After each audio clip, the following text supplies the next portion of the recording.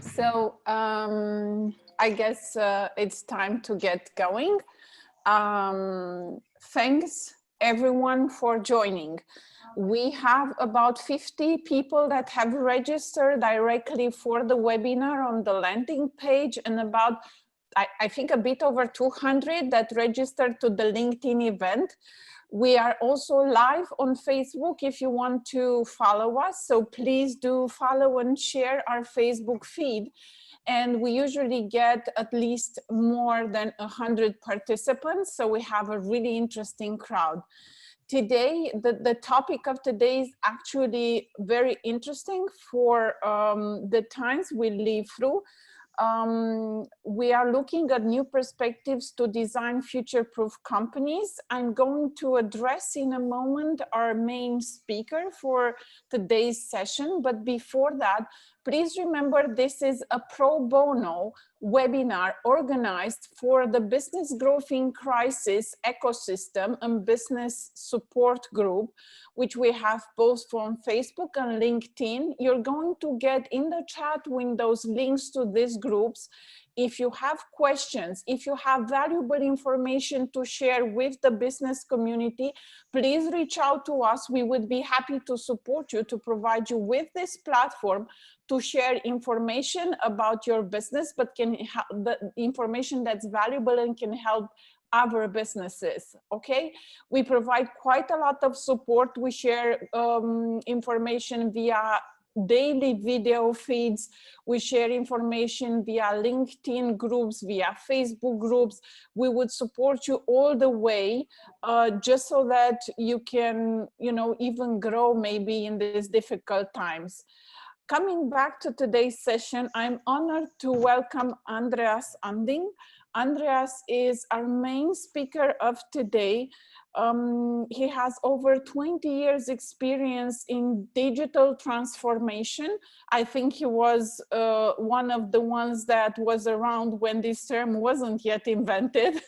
So I'm happy to have him on board. Andreas has quite a vast expertise in terms of consulting technology companies in terms of digitization, marketing and sales development, but really with a data-driven focus. So he has also his own framework. This is what we found very valuable and important, because he has his own framework around how you can reinvent the future of your company, how you can get new perspectives. And I think that at the moment, every one of us is interested to find out what are some of the models to ensure the continuation of our business, how we can redesign our future businesses to be ready for what's coming, but also to face the current challenging times. With that being said, thank you, Andreas, for joining us today. And I'm going to let you start, maybe introduce yourself and start the presentation.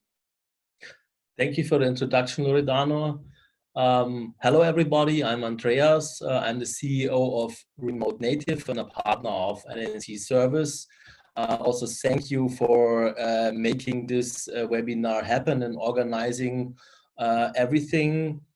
I started 20 years ago as a software developer, and the last 8 years of my life, I worked as an IT and business strategy consultant, as a digital and remote architect at Remote Native. I help companies build, manage, and develop and manage remote teams to scale external know-how and competence to drive the digital transformation. Welcome to today's webinar session, New Perspectives to Design Future-Proof Companies.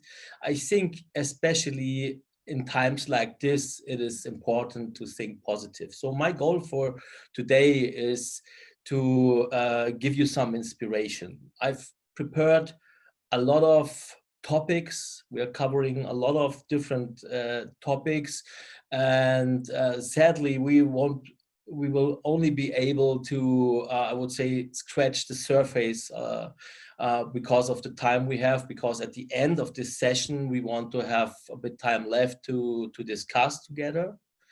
So yeah, let's start over. So we'll talk about the status quo, what's next for your business, the need for transformation and innovation, the building on knowledge and competence, the impact on distributed teams, and the strategic approaches for new perspectives, where this whole webinar is about. So let's start with the status quo. I don't want to take a lot of time talking about the status quo, because we all know the media, we all know what's going on.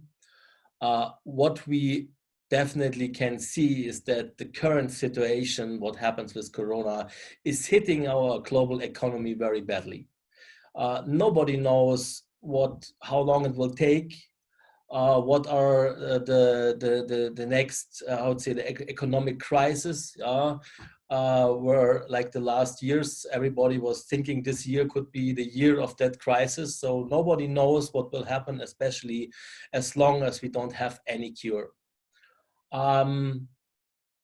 What we definitely can say is that the impact on that, what is happening, is affecting industries very differently. Here you can see a diagram provided by Roland Berger, and we can see here some example industries, and you can see that especially like the tourism, travel, airlines, retail sector is hit very, very badly. There are other industries which are not struggling that much, but at the end, everybody, it's not about your own company, it's about your clients. If your clients are struggling, you are struggling. Always depending on what is your own economic situation, how much money you have saved. And I think it's also the impact what companies feel today is also depending on what kind of work is done in a company. So for example, a company who is processing data, processing information, is not hit that much, because they know they can work, especially through the quarantine situation, they can work from everywhere. They are very fast when it comes to remote work. And other companies in the especially manufacturing business, which have to be on the production line, will have completely other effect.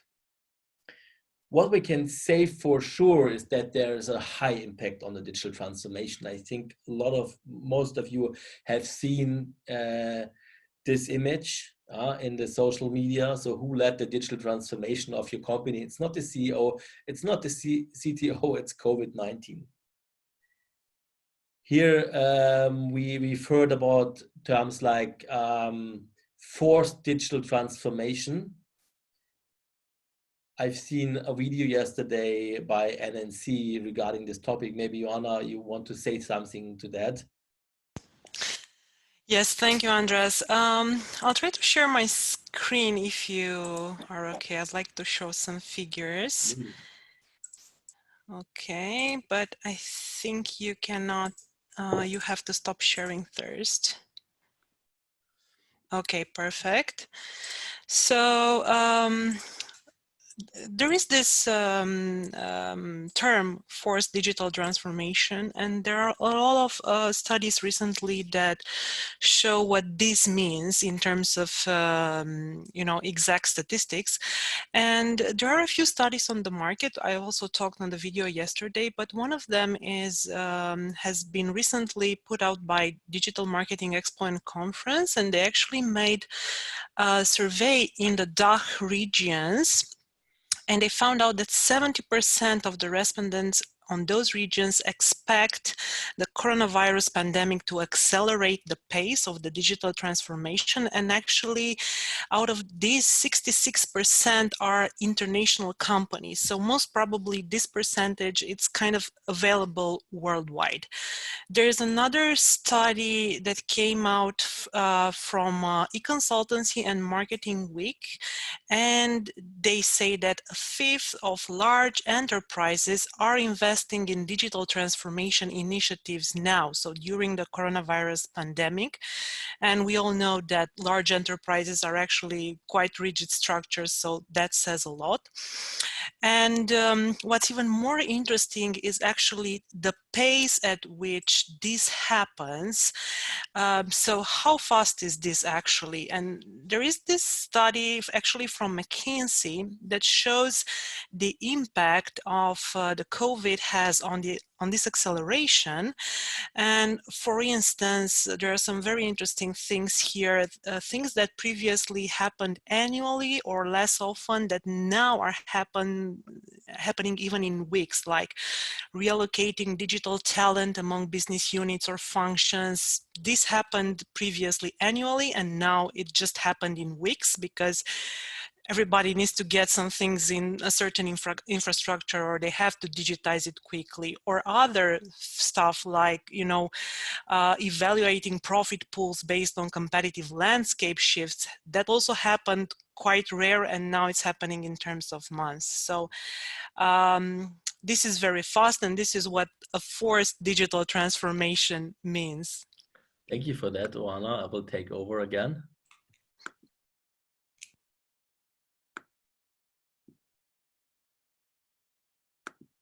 Okay.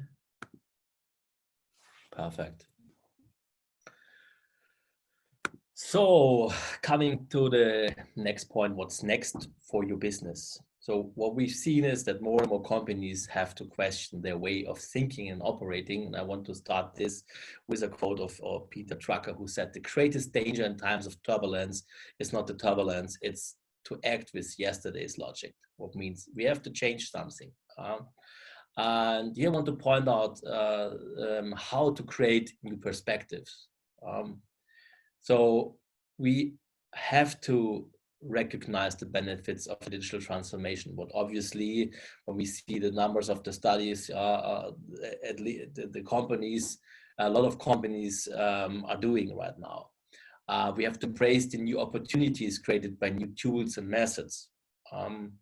Also, we have to expand our business models and distribution channels. When we think about the whole retail situation, a lot of businesses which are not selling online till today, but they will do it tomorrow. We have to generate new revenue opportunities. We have to create new forms of cooperation. What, for example, the whole remote work situation brings. A lot of companies were afraid about having employees working in the home office, but now they know it is work. They can do the same jobs and make your organization more sustainable. When it comes to the whole thing, what we've seen is that companies which already are more advanced in digital transformation are more resilient to that situation. Here I want to show a maturity model, what shows the steps a company can take in the digital transformation. So on the first step, it's the unaware step. They have no awareness for that. The second one is the discovery stage, where companies realize they need, and especially in situations like that, which are really painful, they realize that. And then from there, it comes to the transition phase, what means they use it, they learn. And then it comes to the cultivate phase, where they improve their operations because they have used it, they have learned out of it. And the last one is like the strategic phase, where they use the digital transformation to control growth. So this shows a bit the different steps, and I think that what we can learn from that situation, that companies who are at the beginning of that model, they through that situation they will become more digital. And companies, when we think about the whole e-commerce sector, companies who already did a bit in e-commerce, they will do more tomorrow. And companies who are already professional in e-commerce, they will be they will professionalize much more. So it's I would say an upshifting trend. So what we've seen here is that we have a need for the transformation and the innovation. And when we look at a business model, we have different domains. We have, starting on the right top, we have the revenue model. We have then the customer value model, then the service model. And also on the left side, the operating model, the cost model, and the performance model. These are different perspectives when we look on a business model. And so we have the whole transformation part, what means that we change, for example, the way we work, that we are digitalizing processes, what means we are making our operations more efficient, faster. We reduce costs. This is all about the transformation part. So we can think about what technology, what methods we can use to improve our operations, to reduce the cost. Or when we look on the other side, we see the whole innovation part. What means that we innovate the way the values we bring our customers with our products, the way of with transformed communication ways we can innovate the service models, how we interact with our users or our customers or our partners. And also when we go new ways, we are able to realign our revenue models, create new revenue streams, because we, we add new channels. So there are a lot of ways we can realign our business model. Then what we've learned is that transformation always triggers innovation. Here in that model, right now in this diagram, we see on the left axis the speed of change, and on the right time. And we have a linear business innovation stream here. And when the transformation comes in, steps in with new technologies and tools, we have an exponential development of the business innovation. So this is what we mean with transformation triggers innovation. And with innovation, when we develop our company, we trigger new transformation, new innovation. So it's an ongoing process when we make use of modern tools and methods. And here I brought in some examples for disruptive cutting-edge innovation. For example, everybody knows Uber. It's the world's biggest taxi firm, but doesn't own a single vehicle. Or Facebook, the world's biggest media company, what does not create any content themselves. Or Airbnb, the world's largest provider, does not own any real estate. And at Alibaba, the world's biggest retailer, does not own any goods. So these are pretty good examples for disruption, which changed the market very heavily. So to drive innovation and transformation, we need knowledge. We have to build on knowledge and competence. And based on a current study of e-consultancy, we see what it is needed for a mindset for digital culture. So we need to be customer-centric. We need to be data-driven. We have to be innovative. We have to be collaborative, and we have to be agile. So these are very important characteristics to drive a digital culture. And so digital transformation innovation needs know-how and competence. And when we see the business divisions, the major business divisions, I would call them, and on the top and on the bottom, the technologies, the trends in technology. Everything is developing so fast. So we need a lot of know-how and competence. And this is very I would say, difficult to make that available for everybody. So when the vision meets the reality, we see that there's a gap, a competency gap in the organization. So we have employees and they have a certain knowledge, and based on their education, we are able to develop them into, or make them, how do you say,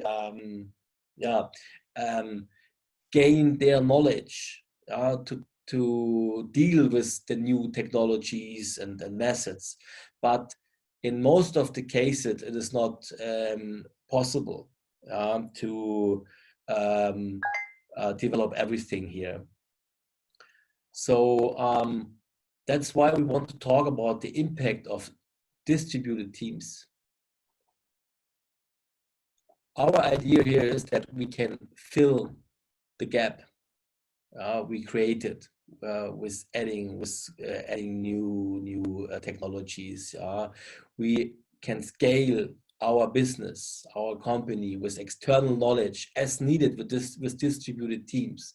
So what we see on the right side is that with adding more external know-how, we can accelerate the digital transformation and innovation. And the only thing we need here is to be remote ready. We need the remote readiness to be able to work with people from all over the world.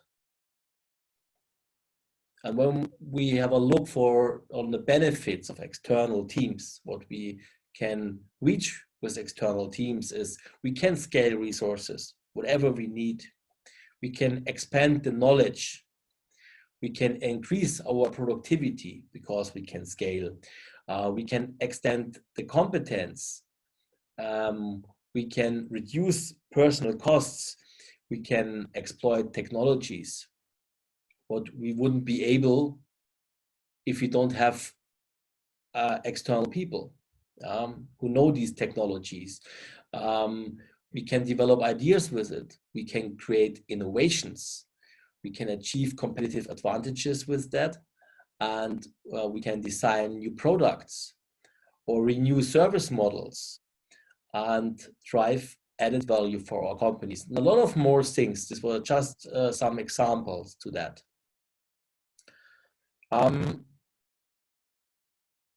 And as a IT outsourcing and remote specialist who's working for many, many years with distributed teams, so it's more than 15 years right now, we have learned a lot of ways how to work with external teams. And here we see on the left axis, we see a reduction of internal efforts and costs. And on the bottom, we see the acceleration of time to market. So what means that we can work with self-managed co-sourcing teams. This means we bring in external resources, external experts, and integrate them in our team. We take care of the whole project management, and that's why it's on the left bottom of this diagram, because we have a lot of efforts to manage that team, and we have to learn to work with these teams, or with, especially when it comes to the whole intercultural management part. When different cultures are working together, it needs time to realign, to learn what is important in another culture. And the second model what we have here is the managed co-sourcing. This means we are also outsourcing the project management. So this means there are still people involved in our office, but we have outsourced much more than only the implementation, for example. And the third model what we have here is that using outsourcing strategically can be done with a managed service. So we don't need any effort in our company. Everything is done outside. We only have to take care of or monitoring the KPIs if everything is developing as expected, and the whole team is outsourced. So these are different ways how we can work with distributed teams and how we can manage the scalability with remote teams. Now we come to the last part. What is the strategic approaches for new perspectives? And we say transform your business and strengthen your company's resilience by using technology and agility. So how to future-proof your business? Don't depend on one single part of your business for complete success, because a lot of things can happen, and it's always good to have different models which are gaining or bringing revenue. Rethink your past strategies that may fail to engage new customers. So that's always important to do some, I would say, retrospective on what has happened. Loredana said it in the beginning, data-driven. That's the topic about it. We always have to check the data, have to see what to measure what we have done, what is the outcome, and then think about how we can improve it and predict the future demands today. It's very easy to say, but with the whole rise of the artificial intelligence, we are able to predict things based on historical data. First, we need that data. We need the data in a structured way. But then, when we have this, we can make use of artificial intelligence software to predict the future demands. We have to identify and start managing risks. And we have to follow the trends in leading countries. So when we look to other countries and see what is working there pretty good, we can make use of that. We can adapt this to our business model. And we have always listened to customers and observe their behavior. So that's why I want to talk about what does customer-centric mean. So customer centricity is putting your customer first, and we have to put it first in the core of the business. So customer-focused leadership is one part. Second is understanding the customer. We have to listen. We have to ask, and we have to listen what they want. We have to design the experience, the whole experience, based on that understanding. And we have to empower the front lines. So this means all our touch points where we interact with our customers. And metrics that matter. So back again to the data-driven approach. We have to get data, and the feedback, what we get, drives to continuous improvement. Customer centricity is very, very important when it comes to design future-proof companies. And William Evers Deming said, "In God we trust, but all others must bring data." I really like this quote. So another thing is the whole topic around design thinking. So ideation is the creative process of generating, developing, and communicating new ideas. And there are many models on the market which are used when it comes to design thinking. One example is like the business canvas model, what I'm pretty sure everybody knows here. There are a lot of techniques what are based on the design thinking methodology. So first it's about empathize, to understand the customer or the situation. And then based on that, we have to define.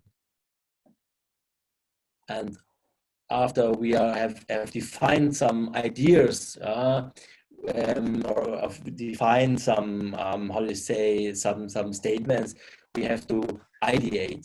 We have to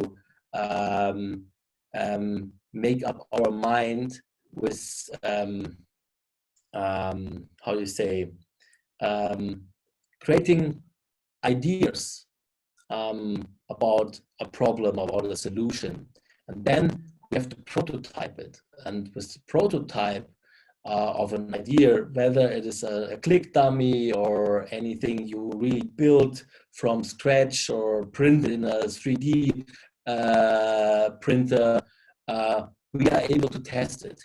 So this is very important to create things, make them testable, get data or get how to say, monitor the reaction of the customer. Based on that, use this information to redefine, to optimize the approach you had in the beginning. There's another quote said by Henry Ford. If I had asked people what they want, they would have wanted faster horses. They would have said faster horses. So when it's about design thinking, when we talk about putting about the customer-centric approach, putting the customer in the driving seat, asking them what they want, we have to consider that when there's a limited imagination or a limited knowledge, we will limit it also the output or the base for our ideas. So there are many other approaches on the market where design thinking can be used not only with asking the customers. Just want to bring that in. Yeah, and when another tool or method, what I want to talk about is the MVP, where we can accelerate the way of product development. And we said in the beginning of this chapter that agility is very, very important.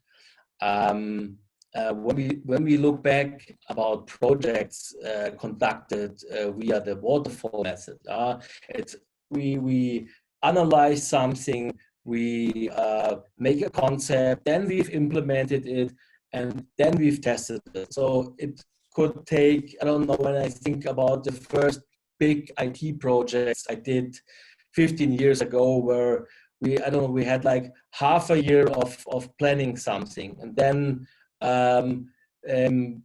developing a software takes another, I would say, 1 year. So we had 1.5 years till we had been ready to see if that what we developed really works.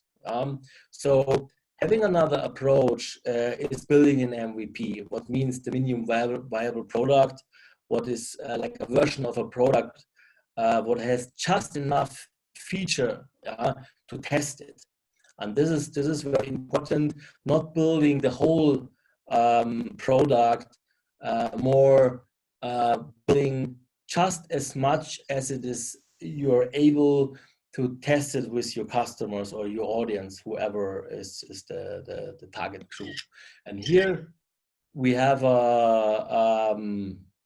also an iterative process that we build something, we measure it, we learn, and then go on. So that's like a continuous circle, what we have in a lot of, in all the HR methods. And this is a pretty good example how when we ideate something, when we create new ideas, that we try to test them as fast as possible to learn from it. And from the learnings, we improve. So it's also about making mistakes, to learn from making mistakes. And we only can do that if we, I would say, make it smaller. Yeah, and here I want to show you how we can bring all this together. So we have in the beginning the customer problem, what is about the ideation, where we use design thinking, where we create a solution or an idea for a solution, and then we come to build a solution where we create an MVP, where we only test the minimum functionality, what is needed that our idea can be tested, or our product can be used, that it gives additional value to our clients. And based on the learnings of the MVP, we can then start the normal product development process. But we don't start here from scratch. We start already from a lot of learnings, what we have done in the design thinking and in the MVP phase. And then in the agile part, or in the product development part on the right side, we have an ongoing iteration where we add new features based on the learnings, plan in sprints, what means, for example, in 2 weeks iterations, we execute the sprint, we build an increment, something what is testable, and then we review the sprint and review the outcome. And maybe when we think about that we build a new digital product, we already go online with it and get feedback from the audience. And with that feedback, we refine our product backlog. And then it goes on and on the same process. So that's the last quote said by Jeff Bezos: if you double the number of experience you do per year, you're going to double your inventiveness. So based on the past slide, the previous slides, the key findings are: drive digital transformation to strengthen the resilience. Make use of modern technology and tools. Establish a successful customer-first strategy, and think outside the box with design thinking. Build and operate with lean and agile methods, and gain relevant know-how with remote teams. And always rely on data. So now I went through pretty fast. Thank you again for your time. And I think we can go to the questions and answer section. So thanks, Andreas. It's been amazing for me, and I'm not necessarily the most technical person in the room, but you know, your life cycle where you combine the design thinking with lean startup and agile, that's totally innovative. So it's the first time where I see this all mapped out really comprehensively in a solution oriented development. So thanks for sharing so many things. I think I have to listen to the recording a few more times just to get in the whole lessons and ideas and to be able to apply it. So it's been a really in-depth look at this, although it's been rather short. So hopefully we'll have time to tackle some of these subjects in our sessions or similar sessions. And I suggest, as you mentioned, to go to the Q&A session. We had quite a few questions which are actually testimonial for how popular this subject is. So should we go maybe to the first question? If any of these people that have addressed the questions are live right now with us on Zoom, please unmute your mic, and we can maybe add even more context to your ideas. So is Alfonso in the call with us today? He's asking if you see a change in the agribusiness to digital transformation. So Andreas, do you have your own view on this topic? Absolutely. So every industry is affected by digital transformation. And when it comes to the agribusiness, there are a lot of new technologies, thinking about drones, which are used to monitor the crop. There is IoT sensors, which see the hydration, for example, or a lot of things which are monitoring the crop. Analytics software, which gives you, tries to predict the future of your crop. Yeah, so there's a lot of technology coming up, and I did a bit of research to that and found some very interesting links what I would share maybe afterwards of Alfonso. And it's also one thing what I've read was very interesting, that they say that with the new technology, they say that the average age of a farmer is 60 years. It was very interesting. And they said that with new technology, it attracts younger target groups. Because I don't know what is the exact reason, because to be honest, I'm not so much in the agribusiness, but it makes absolutely sense. So as they say, it attracts younger people to start working in the agribusiness because of the whole technology. I really like that idea. If anybody in the group wants to add their thoughts on this, please, again, this is an open discussion. We hope to achieve mutual learning. So if there's experts on a certain topic, or if you just want to share your own views on it, please do contribute to any of the question and answer session. So shall we move to the next question perhaps then? I think so.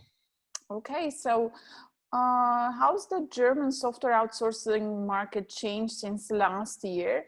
And in which areas, sectors, and business applications do you see possible opportunities coming up?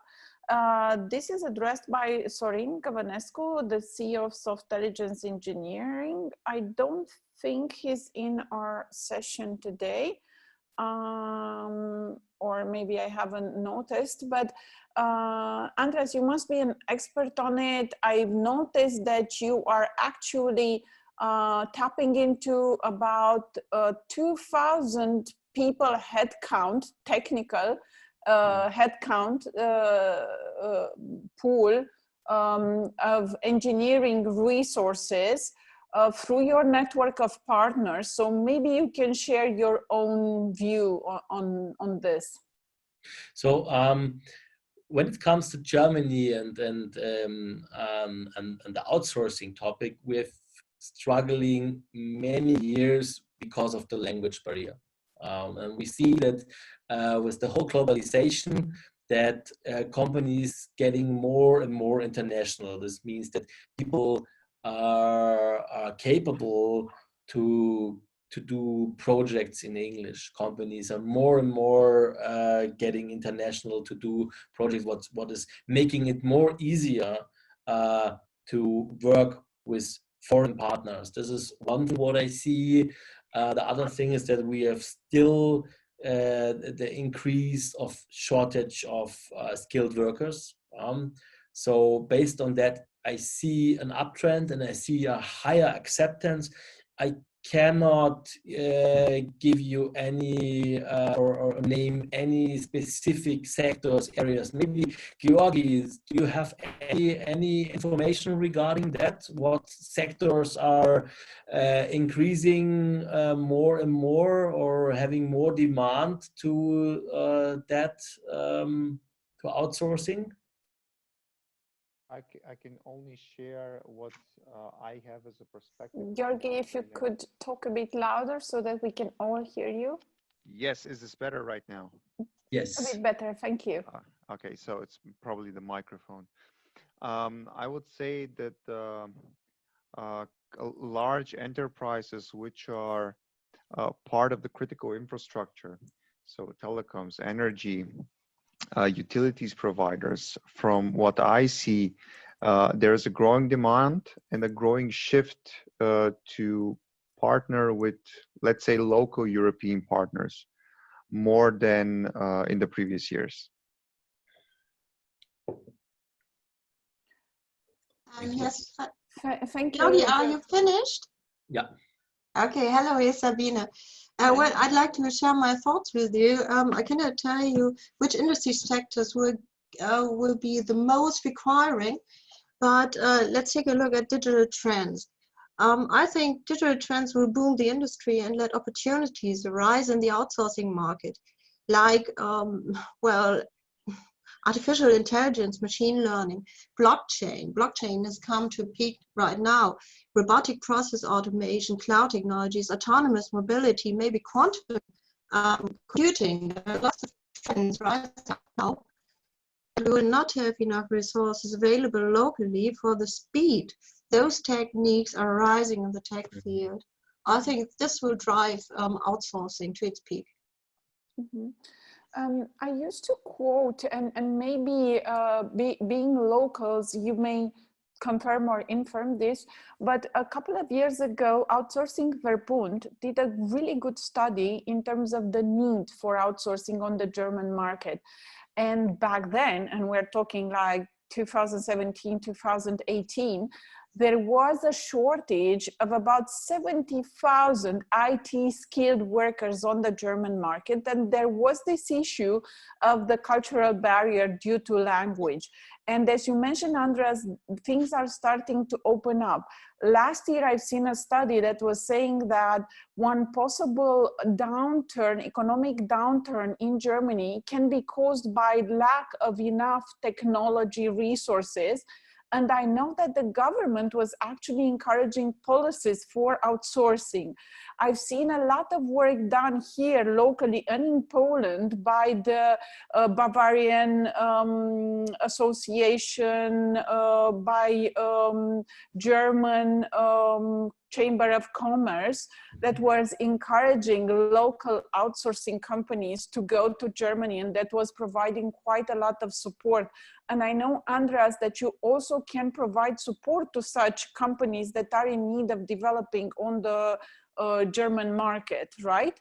Yeah, this is also, we're not only helping German companies working with foreign partners, we also help the foreign partners to add needed competences here. For example, providing German consultants, providing German project managers, UX designers, everything what is needed to help with understanding and communicating better with the German clients. Mm-hmm. Yeah, to bring in their business. So this is the part we do. Mm-hmm. Okay, thank you. So, Stefan, do you want to address the next question, or maybe give us a bit more context about the next question that you have addressed? I know Stefan is in the call with us, so I hope. Yeah, sorry. Okay, no worries. I saw it's a nice question. It's a formula. And what So I'm thinking about. I understand that you have a training and coaching network for remote agile. Yes, and it's to target to make it larger. Yeah, Mm-hmm. and it's more the things aspect of online marketing in the area of digitalization. Mm-hmm. So it would a question to you, Andreas, which things you can see, tools or processes, they embed this part, online marketing. Okay, so I have to say I'm working together with Stefan. He's a agile coach, and I was happy to participate in one of his first remote workshops last week. What was really, really great. I really can recommend that. And so I pretty understand this question pretty good. I would recommend you creating a content strategy for that. Thinking about what does your potential clients need in terms of when you see awareness, consideration, and decision in the whole process, what they need when they, for example, you want to sell trainings. This is when somebody who needs, oh, sorry for that, who needs that training? That's the first question. And based on that, think about when they, before they know that they need your training, what are they making up their mind? What are they looking up in Google, for example? For our case, I can tell you that somebody who needs a remote team, they are thinking about, I would say, project managers or project management tools or anything what is needed to build a digital product. So they search on Google, for example, for it's really hard to explain it right now in English. Sorry for that. What I want to say is that you have to create a content strategy to how do you say, fit the whole customer journey, and then publish your content on specific channels. What it means, the whole social media channels, your own blog, and then I would create video content. I would recommend to build trainings, free trainings, paid trainings, what are recorded. And a completely different stream to the whole webinar topic. Yes. And to test it. And I think Loredana can say as an expert to that topic.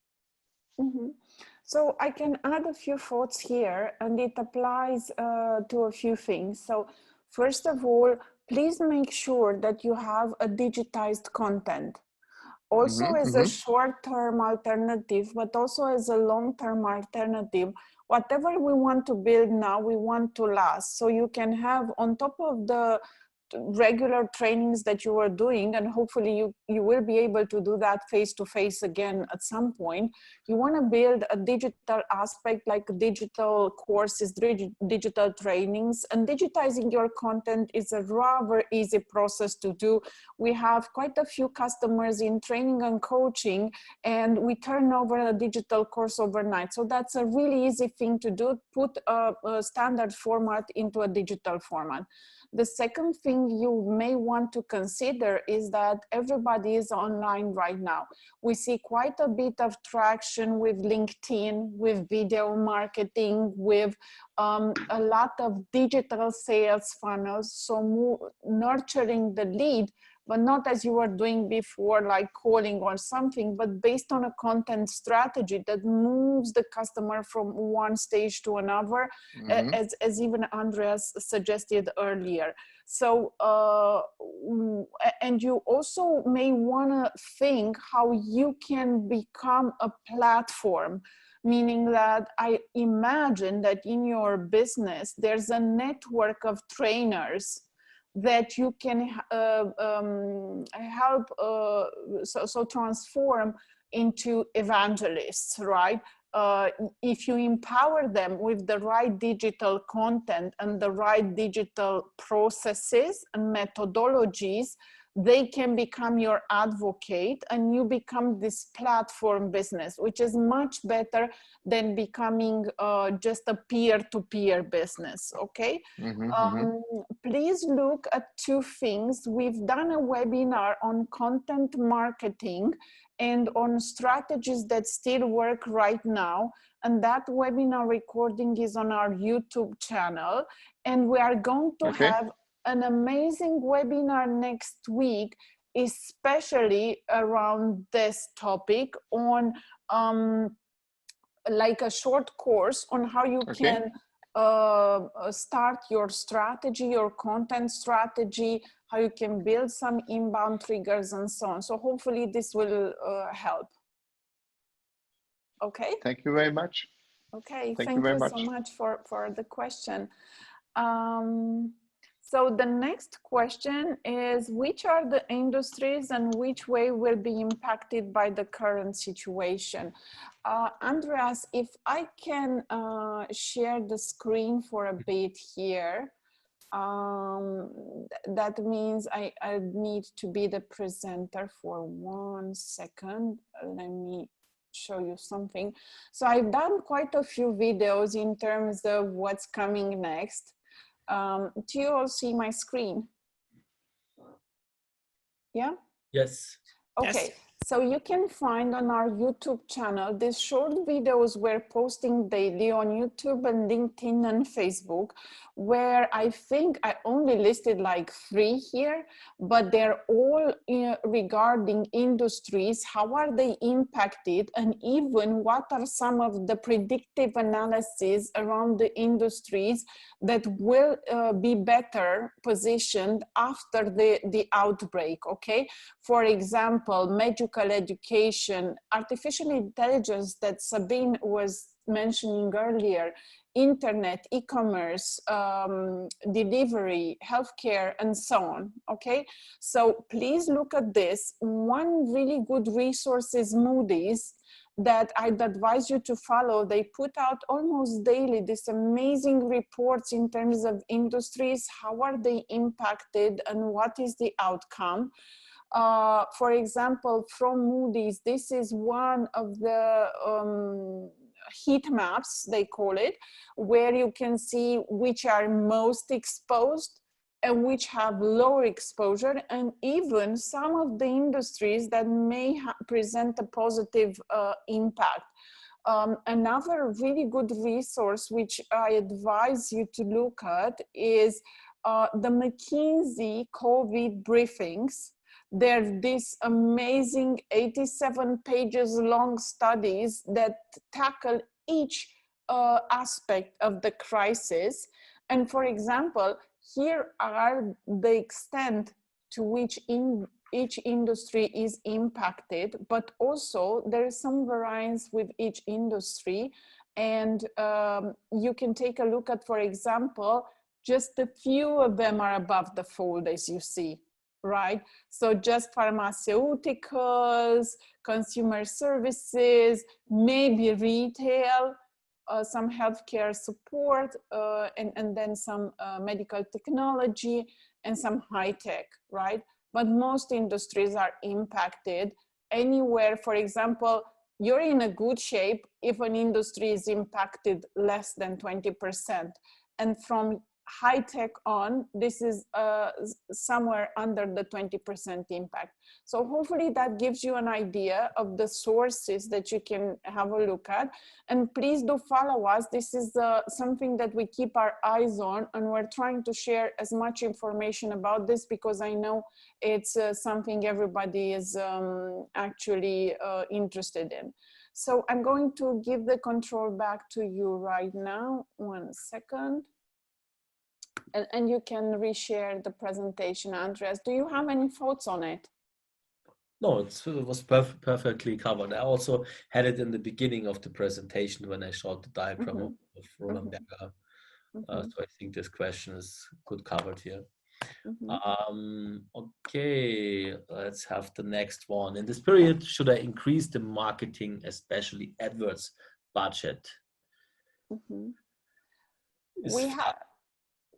Do you want to tackle this question? What's your thoughts on it? Yeah, I think we did some spendings and in the last weeks, and we didn't get much out of it. So I think if you have the budget, you have to spend more to get out something. This is my learning out of it. And otherwise, I would look for alternatives. What is your idea on that? So we have quite a few marketing and lead generation experts in the call. So I'm going to probably ask either Juana or Monica to share their thoughts on it. My personal thoughts on it are that actually engagement is down across the board. So even though you may see views or you may see impressions and things like that, actual engagement to end customer or to the really qualified lead decreased about 10 times. And I've checked this with HubSpot and I checked this with others in our area. That being said, there is still a few paid channels that may worth the investment and may worth the time. For example, there's some paid opportunities with LinkedIn, and I've seen some studies where LinkedIn is actually showing quite a good cost per conversion against any other paid channel. So there's paid advertising opportunities there.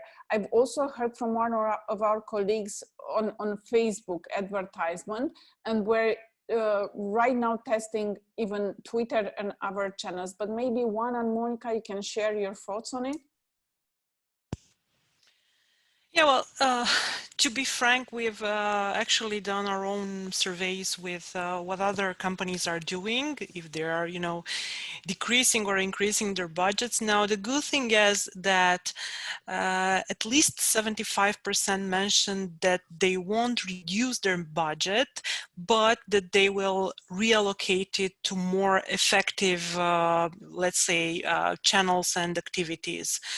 And what is important, first of all, if you haven't done this before, it's okay to go to the experts to make sure that if you are, just starting to approach the digital channels, or you don't know how you should reallocate the budget, because there are so many things happening, to even the algorithms and how things are working on social channels and the ads.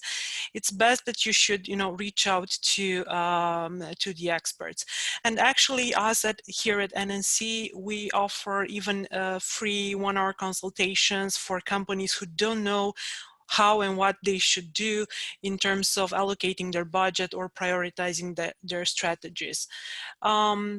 There are a lot of studies. There are a lot of let's say a lot of information coming from Google, Facebook. Some say that their ads are affected, others say not. I would say that it depends on the industry and the actual request from the market, because obviously the customer behavior has changed a lot, and that impacts the algorithms and the ad views as well. But I would say, before you do anything, if you haven't done it before, or if you don't have the internal experts to do that, it would be best to reach out to some specialists. And there are a lot of marketing specialists in our team, and also from other companies, who provide their advice during this time. Okay, Monica, any other thoughts, or should we move on to the next question? I think we can move to the next question. Juana covered most of the details. Okay, so how will FMCG companies change their way to sell and promote in front of live customer, especially in retail area, exhibition, and other events? Okay, so is Doro with us today? I thought I saw him in the participants, but let's see. So Doro, do you want to come out and give us a bit more context about what you meant here? So do you mean like how will they digitally interact with the customer, or any other thoughts on your question? You can just unmute and talk with us. Yeah. Hi, everybody. Hi. Hello. Hi. Hello, hello. First of all, we are in the production of the POSM. I think you understand from our message, from our questions. And our question is, if you have information, or if you know that the FMCG company intends to move their marketing expanding from customer area, direct contact, such retail or exhibition or other events, to digital. If there is something already manifested in this direction. Andreas, do you have any thoughts on it? What I'm talking with a lot of people, especially during that time, and what I've learned from retailers is that they for sure focus more on digital ways, that they think about, okay, also after that crisis, how they can I would say force digital ways to communicate, to exchange. For example, a friend of mine is working in the, I would say, clothing industry, fashion industry, They think about how they can offer, I would say, consulting via digital channels. Yeah, that the customer doesn't have to come into the point of sale. And when it comes to the whole exhibition or event part, is what we currently see is that the numbers of webinars are rising, that a lot of like events are moved from I would say on-site to online. So there is definitely a change, and I think that after that, the whole situation is getting back to normal, I think it will people will rely on the digital channels. I also believe that there's like, I don't think that anyone in any industry will survive without digital transformation. I believe that the current crisis is going to affect our businesses over the next couple of years at least, if not long term. And I think that I've mentioned this many times. If it happens to you once and you're not ready, that's fine. You should get ready. But if it happens to you again and you're not ready, then that's on you. Okay, so I believe that any industry and any business up there, doesn't matter the vertical, they should adopt digital transformation as soon as possible. And it should be something that they adopt for their long-term business strategy, not just to come over this crisis. That being said, I've seen some Deloitte and Gartner studies. Our space is B2B, so we're not necessarily experts in this area, but I've seen some Deloitte and Gartner studies, which I'd be happy to share, where they are saying what are some of the priorities for digital transformation in this particular space, and how companies are adopting technologies and digital ways to sell and market. And I've seen a study that was saying that also in B2B, but also in B2C, virtual sales or digital sales are a big trend right now. And we've even had a video about it, but it was tackling just the B2B side. But I'll share some of these studies after our call. Okay, so thanks, Doro, for your question. Thank you, too. Okay. So do we have some other interesting questions? One more. One more. Okay. What do you expect? Will the German economy use the economic and structural crisis to make up for it? Or is everyone hoping that things will continue to go the way they have gone so far? So I'm not sure if Frank is with us today. He's still here. Oh, yes, you made it, Frank. You're our hero. So I'm happy that you stayed. There's nothing more to say, but hello. Yeah, I'm wondering if the German industry, doesn't matter whether it's a small or medium size or the bigger companies, will use this structural crisis as Andy said. How Mr. Drucker mentioned years or centuries ago, it's the crisis that I'm fearing. It's the way you react. Is it the former way you react, the old way, the old-fashioned reaction, or is it a new way of thinking? And I'm not sure whether we are willing and able to change our minds and to make it up for it. What is your opinion? What are your thoughts? What are your experience? May I share my opinion again? I'm sorry when I come in. I'm Sabine. I'm Andy's partner, actually. Well, Sabine, we're happy to hear what you have to share. I really like everyone contributing, so please do. Okay, thank you. I think it would be very surprising if the economy were to think that everything would go back to the way it was before. We had and still have to change the way we think in order to survive this crisis. So this is a drive that's been posed on us. Thought and development processes have now been set in motion, and they will not suddenly stop once the crisis is over, if only because it has become clear that the security we felt before was deceptive. And companies that insisted on stagnation, we'll see, are the ones that will emerge weakest from the crisis. But it's not only the economy that has had to change. People, customers have changed and developed new or different needs in the crisis. This is what the economy has to adapt to in order to survive. The process has just started. It's not at the end. And I don't think it will come to an end. It's going to accelerate. That's my hope, at least. It's hard to answer because we don't have anything similar experience so far. So sometimes I'm a bit afraid about if I hope that things are changing and then we learn out of this.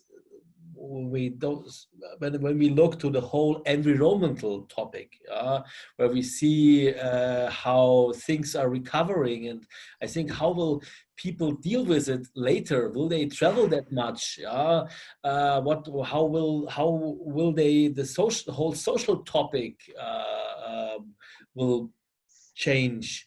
Or will it change? That's the question, and it's really hard to answer.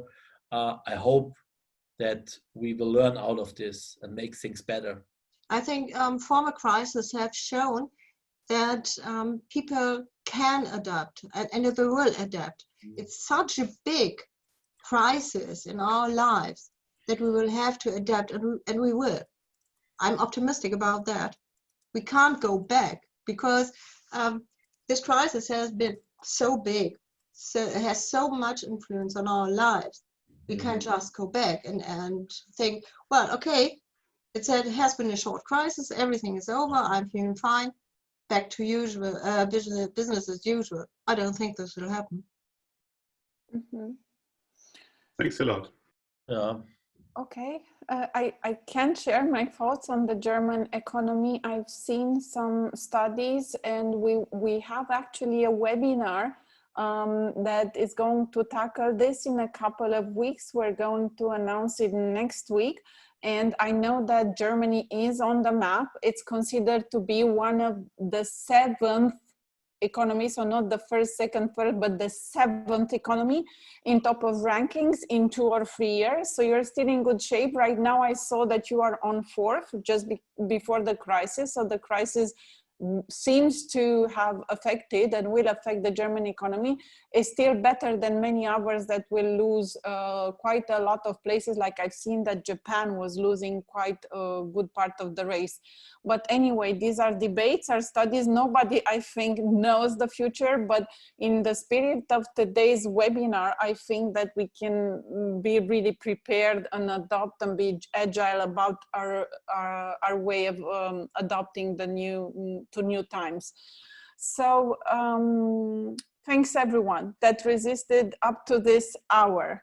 I really appreciate it. We've had an amazing session, Andreas. Thank you. It's been really informative, quite a good information. I'm going to re-listen to it a few times.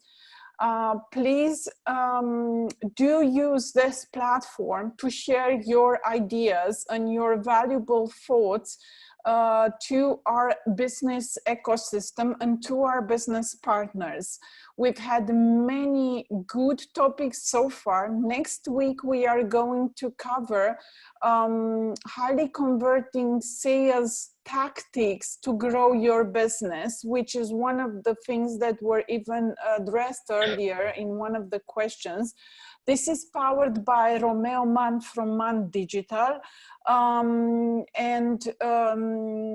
Any other one of you that has a good idea or valuable things to share, reach out to us. We'd be happy to help you to organize such webinars or to promote your studies or content through social media. In the end, I'd like to thank you all for your time, for your active participation. And thanks again, Andreas, for everything that you have shared. Thank you. It was a pleasure.